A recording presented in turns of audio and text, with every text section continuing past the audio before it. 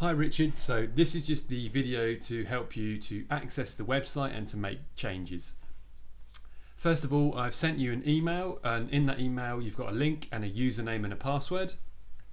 If you click on the link, pop in your username and password and then just click on sign me in. Once you've done that, that will bring you to this screen here. You can ignore any messages on the right hand side about payments due. I'm not really sure why those appear, they're not relevant. And there's never anything due on there at all, so just ignore that. On the left hand side you come over to websites and you just click here. That'll bring up a little thumbnail of your website, and then below that you've got edit website, so just click on that. That will then load up the editor, which is Bramble, and if you've got a slow connection it might take about 30 seconds, and if you've got fast broadband it will load pretty much instantly. So Bramble starts by loading your home page. And I'll show you how to navigate other pages in a minute. Couple of things to point out. The first thing is, as long as you don't publish any changes, you won't do any damage, so you're free to have a look around and play around with the site, and if you're not sure about what you've done, just don't hit the green publish button at the top, and that way you exit without making the saving any of the changes, and you're all fine. So I just want to mention that first of all. The second thing to mention is you'll notice strange symbols and things like the slider appears really strange when you log into the editor.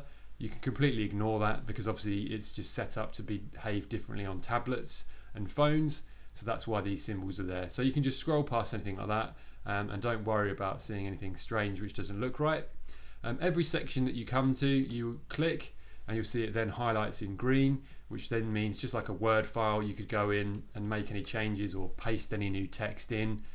Equally, if you had more text to add, you could just obviously add in as much as you needed to, get that how you want it, and then obviously if you were happy you'd go up the top and then you'd click publish changes. Obviously I don't want to do that for this. So you've got an undo button if you didn't mean to do something, that will put it back to how it was. And as I mentioned before, if you've done something accidental, so let's delete a whole column and you didn't mean to do it and you're not really sure what you've done, the best thing is don't publish the changes at the top, just leave the page. We didn't publish, so we know that actually we're fine. So when we go back into the editor, everything is basically as it was. We've done no damage at all. So don't worry about having a look around and sort of trying things out, and if you're then not sure what you've done, that's your way of getting out, making sure that you've not saved those and you've done no damage. So yeah, pretty straightforward. Every section, like I say, you click, you highlight, you can then edit. Same as your little footer and the address bits. You could obviously go and change those or alter the phone number, alter anything that you want to do. You just click and then obviously you then able to edit. So pretty straightforward stuff. Images are a little bit more fiddly. You might just have to have a conversation with me if you want to manage your own images. There's a little bit of compression and resizing involved. So for example, if you wanted to change some of the image on the home page, for now I'd leave that to me, but if that is something that you want to do further down the line, I can do another little video which covers that for you. So that's sort of the home page, and then if you click up in the editor at the top here, you'll see all the other pages of the website. They're all stacked up in alphabetical order. So for example, if we go to the contact page, it just loads that up. Same as before, the slider will appear twice, just ignore that. And again, you'd be able to go in and make changes, phone number or any alterations or additions that you wanted to do, you could do that. Going over to some other pages, the gallery page for example, if you went through the gallery page and you wanted to swap some images around, you can do that.